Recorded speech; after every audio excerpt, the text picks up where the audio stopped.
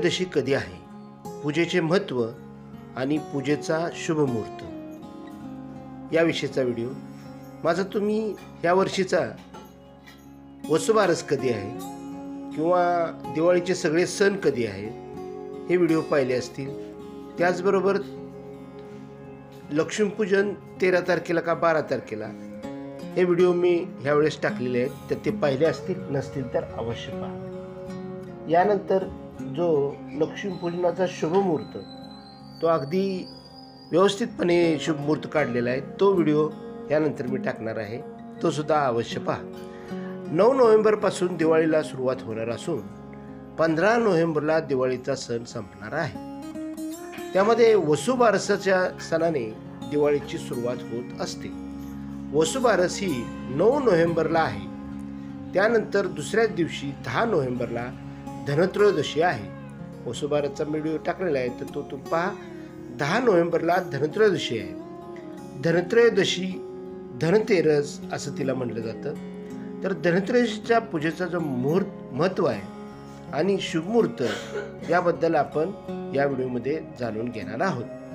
धनत्रयोदशी यावर्षी धनत्रयोदशी ही 10 नोव्हेंबरला शुक्रवारी साजरी केली जाणार आहे.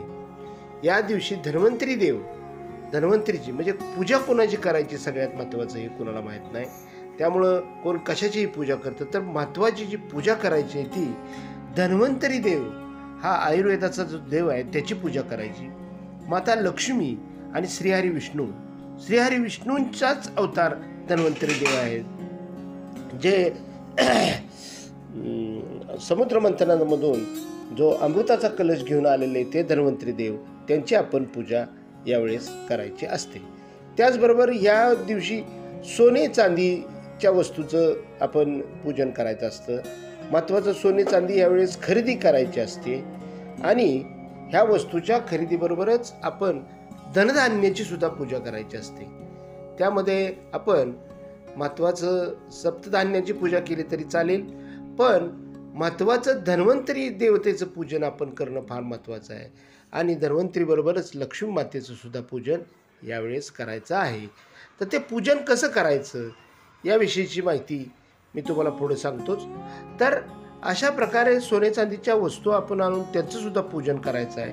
त्याची पूजा कशी मांडायची, विधिवत आपण पूजा घरामध्ये करायची. ती केल्यानंतर आपणास सुख, शांती, समृद्धी, ऐश्वर प्राप्त होते. म्हणून ही पूजा योग्य पद्धतीने करण्याचा सल्ला दिला जातो.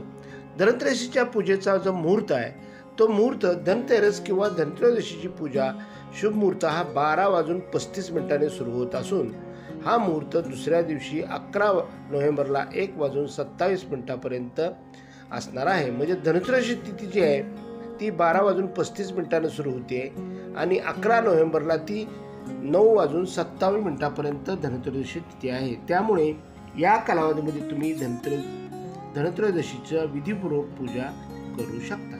धनत्रयोदशी दिवशी लक्ष्मीपूजा आवर्जून केली जाते. या लक्ष्मीपूजेचा मुहूर्त सायंकाळी 5:47 सुरू होतो असून तो 7:47 करायचा आहे. म्हणजे प्रदोष काळामध्ये हे लक्ष्मी मातेचं पूजन आपण करायचं असतं. लक्ष्मी पूजन जसं आपण दिवाळीचं करतो त्याच प्रकारे हे धनत्रयोदशीचं आपण सुद्धा पूजन करायचं असतं.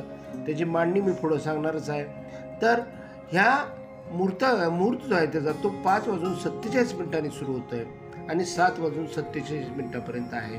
म्हणजे आपण प्रदोष काळात सूर्य मावळतीच्या वेळेस ही पूजा करणं फार महत्त्वाचे आहे. म्हणजे तिन्ही सांजेला ही पूजा करणं फार महत्त्वाचे आहे. धनत्रयोदशीच्या पूजेचं महत्त्व काय, तर पौराणिक आख्यानुसार कार्तिक महिन्याच्या कृष्ण पक्षातील त्रयोदशी तिथीला भगवान धन्वंतरी हे समुद्र मंथनातून प्रकट झाले. त्यावेळेस त्यांच्या हातामध्ये अमृताने भरलेला कलश होता अशी मान्यता आहे. भगवान धन्वंतरींना भगवान विष्णूचा अवतार मानले जाते. त्यांचा प्रकटोत्सव म्हणून धनत्रयोदशीचा सण साजरा केला जातो. सोने चांदी वाहन खरेदी करण्याचे हे विशेष महत्त्व आहे. या दिवशी दान केल्याने संपत्तीमध्ये कित्येक पटीने वाढ होते अशी देखील आख्यायिका आहे. धनत्रयोदशीच्या पूजेच्या वेळेस आपण सुवर्ण खरेदी केल्यानंतर त्या धनामध्ये वाढ होते, म्हणून त्यास धनत्रयोदशी किंवा धनतेरस असे म्हणतात. तर आपण काय करायचं आहे, पूजा करताना एक चौरंग घ्यायचा आहे. चौरंगावर लाल कापड हातरायचा आहे आणि त्यावर धन्वंतरी मातेचा धन्वंतरी देवतेचा जर तुमच्याकडे फोटो असेल तर धन्वंतरी देव आणि लक्ष्मी मातेचा फोटो आपण ठेवायचा आहे. त्याच्या पुढे थोडंसं तांदूळ ठेवून त्याच्यावर कलश स्थापना करायची आहे. कलश स्थापन करून त्यावर नारळ न ठेवता आपण त्यावर एक ताट ठेवायचं आहे. चांदीचं ताट असल्यास उत्तम. आणि त्या ताटामध्ये आपल्या घरातील धन, म्हणजे धनामध्ये तुम्ही पैसे किंवा सोनं चांदी हे तुम्ही त्यामध्ये ठेवू शकता.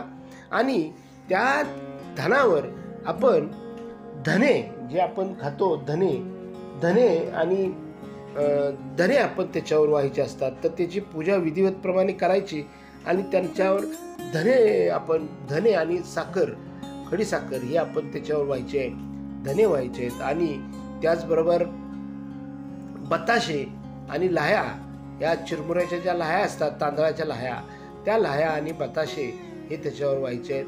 अशा प्रकारे आपण त्या धनाची पूजा करायची आहे. आणि धनाबरोबर लक्ष्मी माता आणि आपण श्रीहरी विष्णूंचा अवतार धन्वंतरी देवता यांचं पूजन करायचं आहे. हे प्रथम केलं पाहिजे. आणि मग काही लोक मग त्यात सप्तधान्याचे पूजन करतात. तर सप्तधान्याचं पूजन केल्यास उत्तम, पण तशी काही त्याची गरज नाही. कारण धन म्हणजे आपल्या बरोबर येणारा जो द्रव्य आहे, पैसा आहे, सोनं नाणं, ह्याला धन म्हणायचं. तर ह्याची पूजा करणं फार महत्त्वाचं आहे.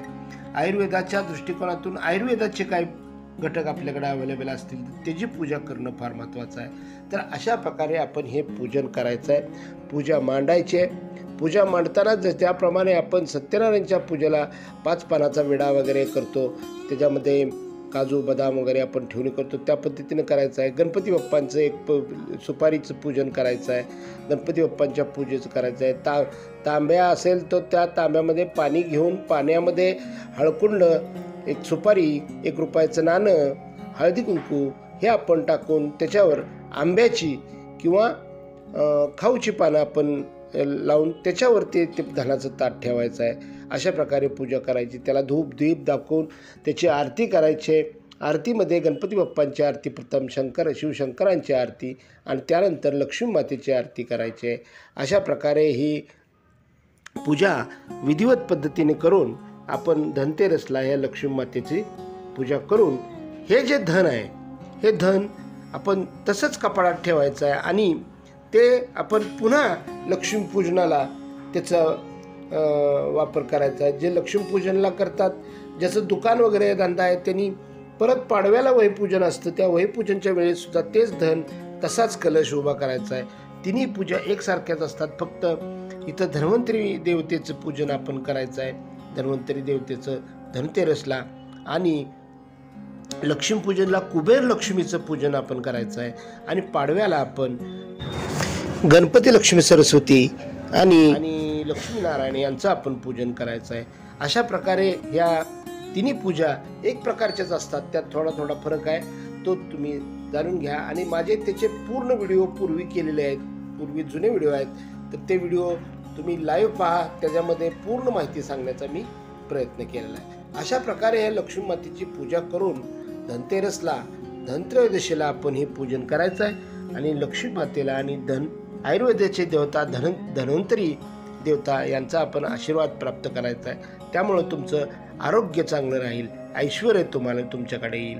अशा प्रकारे हे करून आपण यांना प्रसन्न करून घ्यायचं आहे. जर तुम्हाला ही माहिती आवडली असेल तर लाईक करा, कमेंट करा आणि माझ्या चॅनलला सबस्क्राईब करा. ओम श्री धन्वंतरी देवताभ्यो नमः. धन्यवाद.